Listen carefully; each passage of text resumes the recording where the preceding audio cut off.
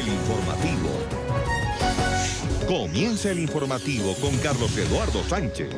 Un discurso amenazante contra los inmigrantes indocumentados en la frontera entre Tijuana y Arizona. Una mujer con ciudadanía estadounidense, pero nacida en México, se ha convertido en fervorosa defensora de las políticas antiinmigrantes de Donald Trump.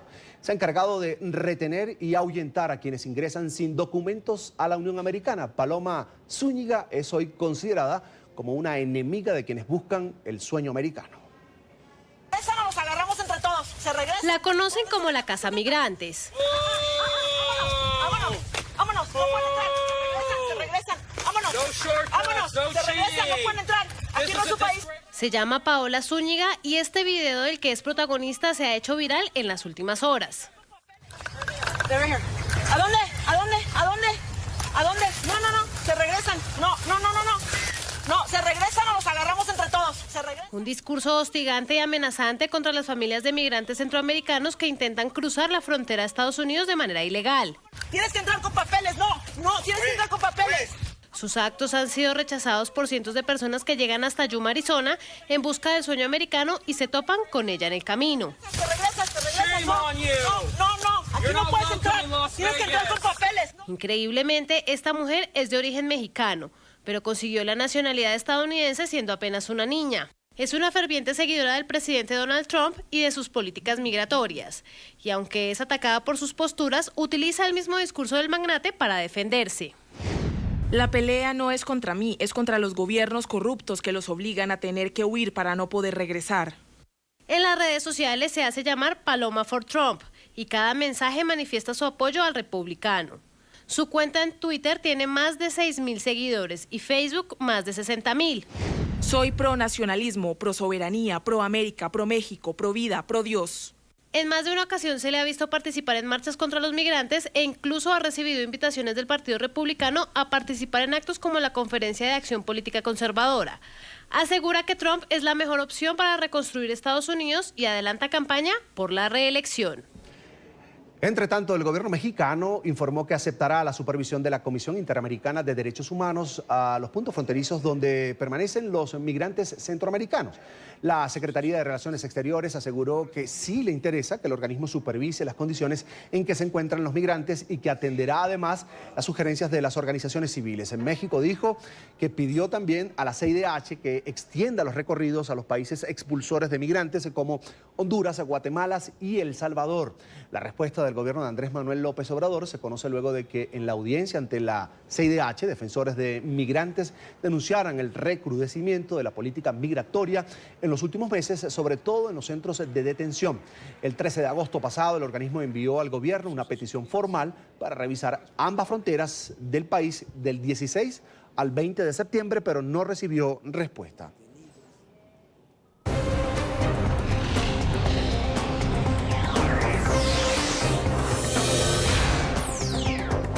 Nicolás Maduro reaccionó a las fotos presentadas ante la ONU por el presidente colombiano Iván Duque para denunciar los vínculos del régimen con grupos terroristas. Maduro arremetió contra el mandatario de Colombia, asegurando que con información falsa busca esconder el estado fallido que, según él, preside. Maduro aseguró que las pruebas sobre la presencia de grupos al margen de la ley en territorio venezolano es un invento de Colombia para derrocarlo. O sea, entiéndase, el imbécil de Iván Duque fue y presentó un documento y las fotos todas son falsas porque la guerrilla es un fenómeno colombiano de 70 años. Es un fenómeno colombiano de 70 años la guerrilla. Es allá, Iván Duque, que tienes a tu país en guerra, un estado fallido, 8 millones de desplazados. Horas antes de la reacción de Maduro en la Asamblea General de Naciones Unidas, Delcy Rodríguez aseguró que desde Colombia se está orquestando, según ella, un ataque contra Venezuela. Condenó las sanciones impuestas por Estados Unidos y arremetió en contra del presidente colombiano por el informe que presentó sobre los nexos de grupos terroristas con el régimen en Venezuela. Hace 2 días, el presidente de Colombia irrumpió ante esta digna Asamblea General para mentir sobre Venezuela. Y trajo aquí un material que dice él era la prueba de que en Venezuela albergamos irregulares colombianos. hemos llegado a tal nivel de irrespeto de venir a mentir a esta comunidad. Yo le voy a pedir al presidente Duque que tome un lápiz, porque nos ha obligado a nosotros a traer a esta Asamblea General, presentar coordenadas precisas y concisas de la existencia de campamentos donde se está entrenando a terroristas para agredir a Venezuela. 3 sitios en el noroeste, presidente Duque: Santa Marta, Riohacha y Maicao. El presidente de Colombia, Iván Duque, dijo que es anecdótica la foto contenida en el dossier que presentó contra Maduro ante la ONU y que fue cuestionada por el periódico El Colombiano. Duque reiteró que el tema de fondo es el nexo del régimen con grupos terroristas. Por su parte, el comandante de las Fuerzas Militares de Colombia afirmó que esa foto publicada por una ONG fue tomada como referencia dentro del informe. El presidente Iván Duque de Estados Unidos se refirió a la controversia de la foto que fue utilizada en un informe para demostrar la presencia del ELN en Venezuela. Pero más allá de la foto, que me parece que es anecdótica dentro del dossier, lo que realmente el dossier está mostrando con información es la ubicación de los cabecillas en Venezuela. El comandante general de las Fuerzas Militares, general Luis Fernando Navarro, aclaró que en el informe se utilizaron diferentes fuentes. La foto se toma como una referencia, antes que como una prueba, se toma es como una referencia. Directivas del diario El Colombiano señalaron fecha y lugar donde fue tomada la foto. El presidente Iván Duque presentó ante la ONU como si fuera en una escuela en Táchira en abril de 2018, pero nosotros, inteligencia militar, nos aseguró que fue en Cauca y que ocurrió en 2015. El gobierno recalcó que el documento entregado por el presidente de la República en Naciones Unidas tiene el respectivo crédito de la fuente, donde se demuestra la presencia del ELN en territorio venezolano.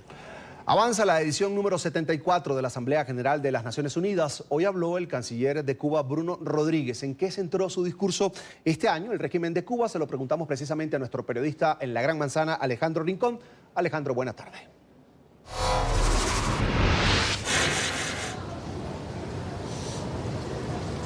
Hola Carlos, televidentes del canal de las Américas. Quinto día de discursos de los líderes del mundo en el contexto de la edición número 74 de la Asamblea General de Naciones Unidas. Hoy el turno ha sido en el transcurso de la mañana para el ministro de Relaciones Exteriores de Cuba, Bruno Rodríguez, quien aprovechó este espacio para hacer denuncias contra el gobierno de los Estados Unidos frente a la comunidad internacional.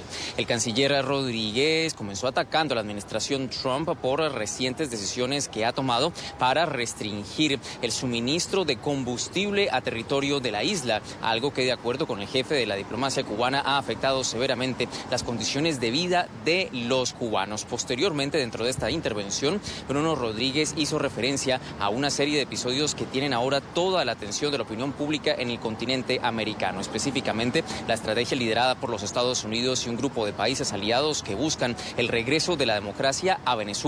El canciller Rodríguez denunció la convocatoria del mecanismo interamericano conocido como TIAR. Además, aseguró que el único objetivo de los Estados Unidos y de sus aliados es seguir trabajando para asestar un golpe de Estado en territorio venezolano. A continuación, más de las declaraciones entregadas por el canciller Rodríguez. Señor presidente, denuncio ante la Asamblea General de las Naciones Unidas que el gobierno de Estados Unidos ha iniciado en los últimos meses la aplicación de medidas criminales, no convencionales, para impedir el abastecimiento de combustible a nuestro país desde diversos mercados, mediante la amenaza y persecución a las compañías que lo transportan, a los gobiernos de registro y bandera, navieras y empresas de seguros. Como resultado, hemos encarado severas dificultades para garantizar el suministro de combustible requerido para la actividad cotidiana del país, lo que nos obligó a adoptar medidas temporales de emergencia, solo posibles en un país organizado, con un pueblo unido y solidario, dispuesto a defenderse de la agresión extranjera y a preservar la justicia social alcanzada. En el último año, el gobierno estadounidense ha incrementado cualitativamente sus medidas de hostilidad y bloqueo contra Cuba. Ha impuesto escollos adicionales al comercio exterior e incrementado la persecución de nuestras relaciones bancario-financieras con el resto del mundo. Bajo argumentos como el que ustedes acaban de escuchar, el canciller Bruno Rodríguez, al cierre de esa intervención, hacía un llamado a los Estados Unidos a poner fin a este tipo de medidas que ellos critican. Para el transcurso de este sábado, América Latina seguirá teniendo representación ante la Asamblea General de la ONU. Está por llegar el discurso a nombre de México, que será entregado por el jefe de la diplomacia de ese país, el ministro de Relaciones Exteriores, Marcelo Ebrard, quien próximamente subirá allí al podio de la Asamblea General del organismo internacional. Carlos, es todo lo que tenemos para ustedes por ahora en vivo desde la sede general de la ONU en Nueva York. Continúen con más en el informativo. Alejandro, y desde Miami, el presidente de Colombia, Iván Duque, dio un ultimátum a Cuba para que detenga y extradite además a los jefes del ELN que están en la isla. El jefe de Estado dijo que si no lo hacen, pondrían en riesgo las relaciones con Colombia y además estarían violando el derecho internacional. Cuba tiene que preguntarse, ¿qué prefiere? ¿La relación con Colombia o la relación con los criminales? Yo espero que si en algo se valora una relación con Colombia, se proceda con la extradición de los delincuentes.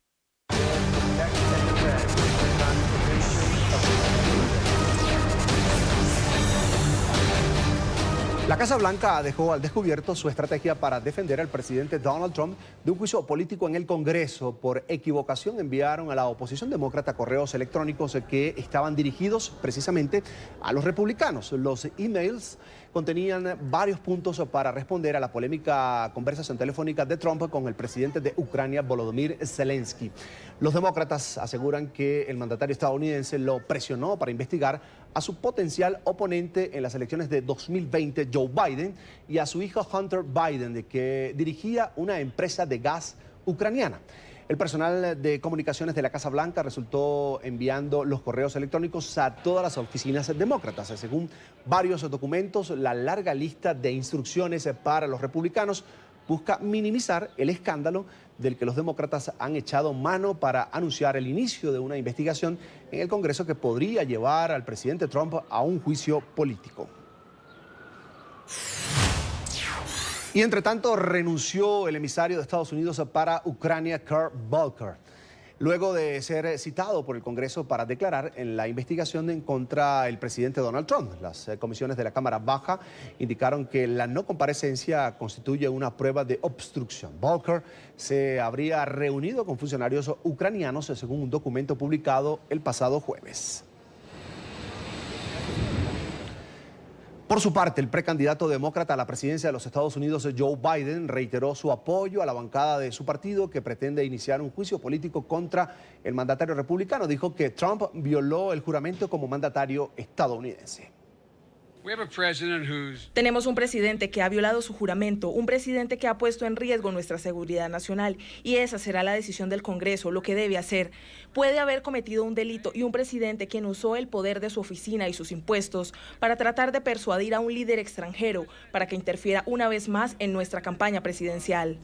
El presidente Donald Trump se unió a las celebraciones del mes de la herencia hispana. El mandatario elogió a los latinos durante una ceremonia en la Casa Blanca. Trump destacó que durante su mandato se ha registrado el nivel más bajo de desempleo entre los latinos en la historia de los Estados Unidos. Además, calificó a la comunidad hispana como luchadora, talentosa, patriota y amante de la familia. Aprovechó el evento también para hablar sobre la migración y el papel de los hispanos en el desarrollo del país.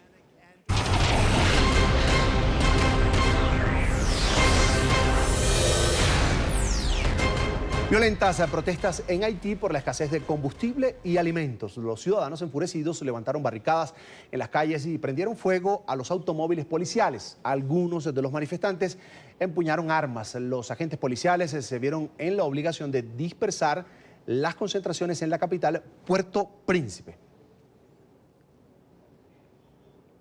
Y a esta hora vamos a Caracas. Residentes del barrio Petare reciben la visita del presidente encargado de Venezuela, Juan Guaidó. Allí en el lugar de la noticia está nuestro periodista Oliver Fernández. Oliver, buena tarde.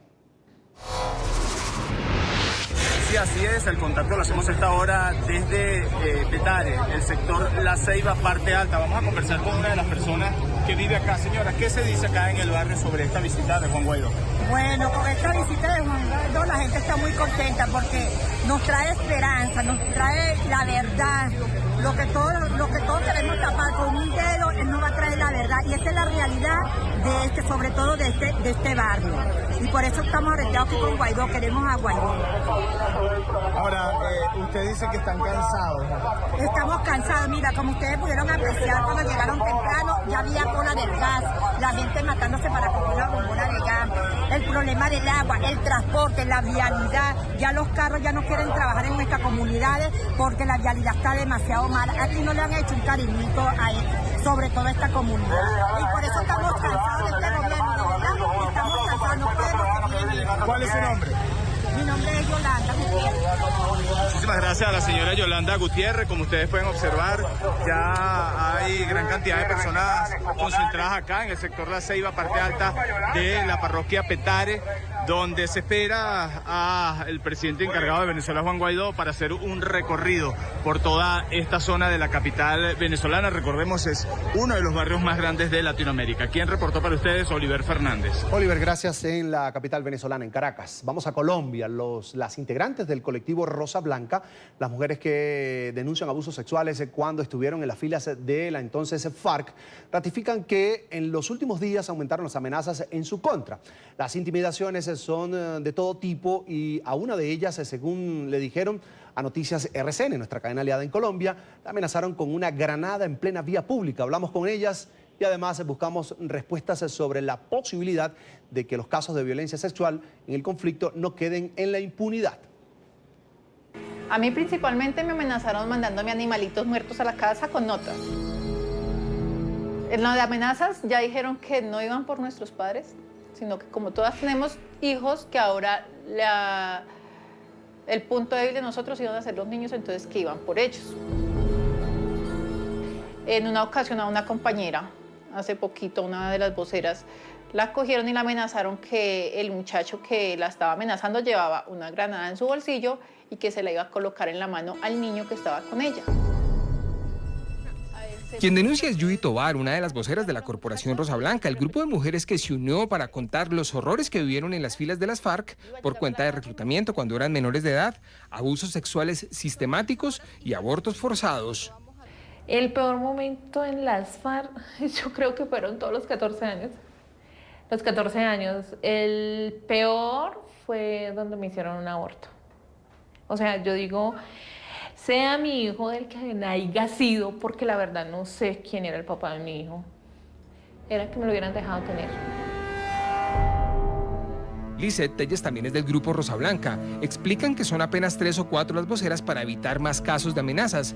Las intimidaciones no han detenido las denuncias que, según anuncian, radicarán en la JEP. El primer día fue duro, tras de que nos llevaron así. Esa noche nos tocó dormir en una cacaotera y a mí pues el jefe dijo, yo duermo con ella. Y esa noche fue mi primer abuso sexual. El 21 frente de las FARC en la compañía Miller Salcedo, ahí yo empiezo a ser abusada por Jerónimo. Los abusos por parte de él se daban 2 o 3 veces al día. Era una forma terrible porque habían golpes. Muchas veces estuve relevante en la guardia y vi jefes que le caleteaban a las chicas. Entonces creo que pasaban la mayoría, yo digo que el 90%, el 98% de las mujeres allá lo vivimos. Lizeth y Judy dicen que relatos, dolores y horrores como los suyos se repiten en al menos un centenar, según lo ha podido contabilizar Rosa Blanca. A cada niña se le toma su testimonio y va en un folleto todo. O sea, ya hay 100 casos totalmente listos para pasar. Documentados. Documentados totalmente con su psicóloga y todo, ¿sí? Pero entonces nosotros lo hacemos por protocolo, por cumplir algo que nosotras sabemos que eso no va a pasar nada. Con los de la JEP no va a pasar absolutamente nada. El 25 de mayo del 2000 fui secuestrada. Ginette Bedoya, periodista, víctima de un brutal secuestro, tortura y violación por parte de paramilitares, es activista de la causa No es hora de callar, que acaba de cumplir 10 años. Ella también tiene una mirada de incredulidad. La respuesta de ellos ha sido, sí, aquí va a haber justicia, pero yo quiero preguntarle abiertamente a esta sociedad si algún día vamos a haber juzgado a Timochenko o a Iván Márquez o a Romaña por violencia sexual. Tal vez nunca. Y recuerda el largo camino durante la negociación de los acuerdos para que la violencia sexual quedara tipificada como uno de los crímenes más graves. Creo que hemos pasado por muchos periodos. Primero, cuando se desconocía completamente en las mesas de negociación. Hubo un momento en que ni el gobierno ni la guerrilla querían reconocer de que en Colombia se había usado la violencia sexual como un arma de guerra y dimos una pelea muy fuerte para que fuera reconocido como un delito de lesa humanidad. El reconocimiento de lesa humanidad ocurrió en los acuerdos de La Habana y quedó en el llamado Acuerdo del Colón. Pero la lucha en busca de justicia apenas empieza. Según la unidad de víctimas, son 28.960 personas las que han denunciado delitos contra la libertad y la integridad sexual. El gran problema ahora es el subregistro y el silencio de las mujeres doblemente víctimas. Las dificultades con las cifras tienen que ver con distintas razones. Denunciar violencia sexual es una violencia vergonzante. Entonces, muchas veces las personas que han sido víctimas de violencia sexual tardan años en poder hablar de eso. La profesora Magda Rocío Martínez dirigió la investigación La guerra inscrita en el cuerpo, donde no solo se profundizó en el estudio sobre los abusos en el conflicto por parte de guerrillas, paramilitares y agentes del Estado, sino que se identificó cómo en los casos de abusos las víctimas son una y varias veces victimizadas.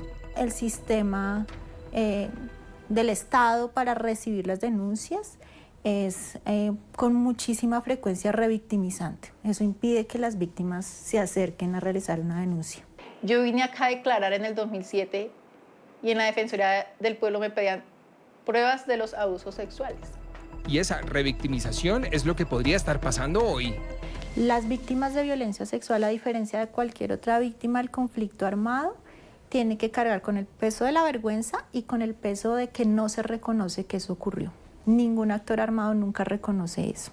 Lo más difícil de sostener una campaña durante 10 años es que al final se da uno cuenta que sigue ocurriendo el crimen.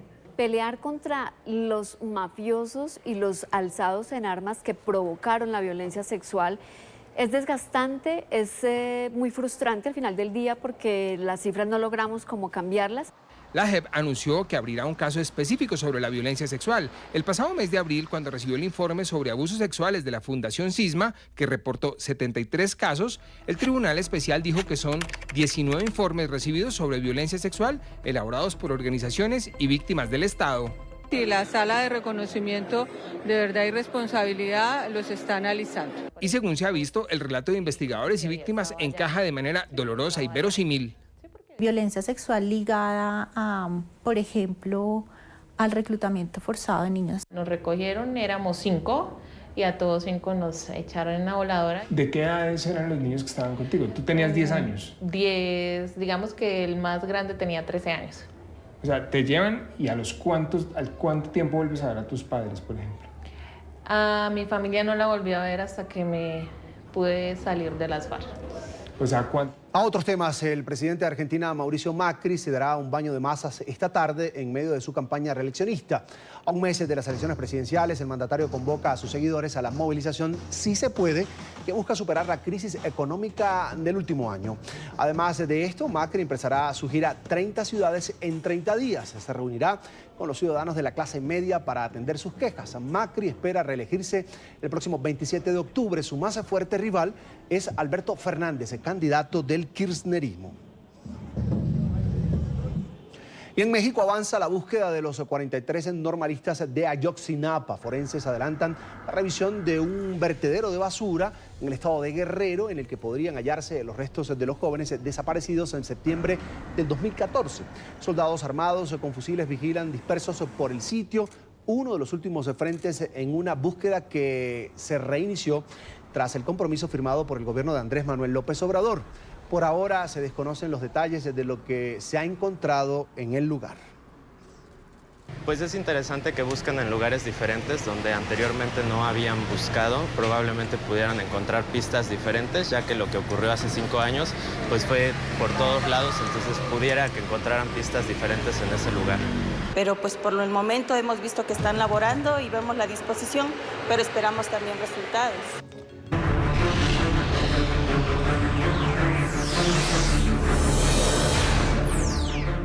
La violencia marcó la jornada de elecciones presidenciales en Afganistán.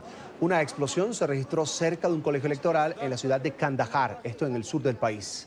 Más temprano se informó sobre la posible inasistencia de varios afganos a las urnas precisamente por el miedo a las amenazas de los talibanes sobre atentar contra los centros de votación. Según reportes, en todo el país hay al menos 5 muertos y 37 heridos. Entre las víctimas fatales hay un miembro de un partido de la oposición.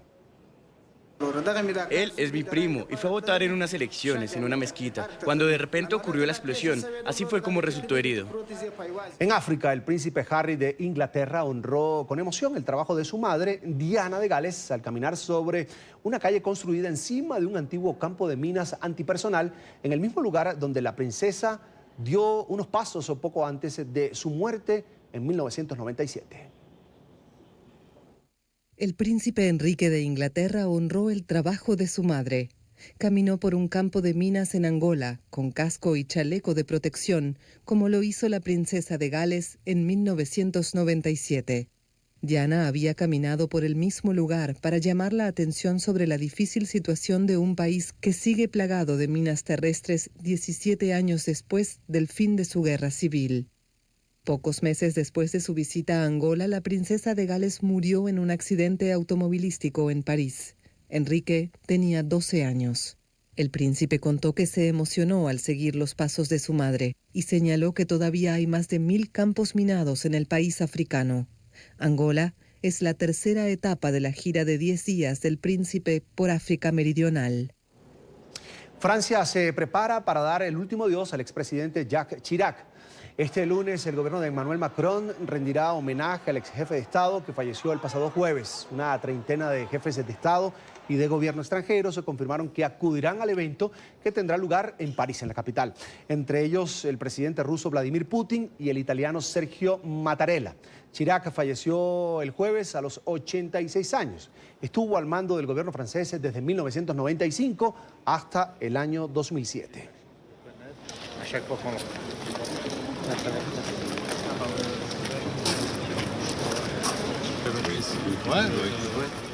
Otra jornada de represión en Hong Kong. La policía antidisturbios se arremetió contra miles de manifestantes que se congregaban cerca de las oficinas del gobierno y que conmemoraban allí el 5º aniversario de la llamada Revolución de los Paraguas. En este lugar se concentraron los activistas pro democracia en 2014 para exigir reformas al gobierno local, una exigencia que se extendió por 79 días. La conmemoración coincide con las movilizaciones que iniciaron hace más de 3 meses en la ex colonia británica en contra de la polémica ley de extradición y que ha desencadenado la peor crisis política de la administración de Carrie Lam. Durante la jornada, los uniformados también emplearon gases lacrimógenos y balas de goma.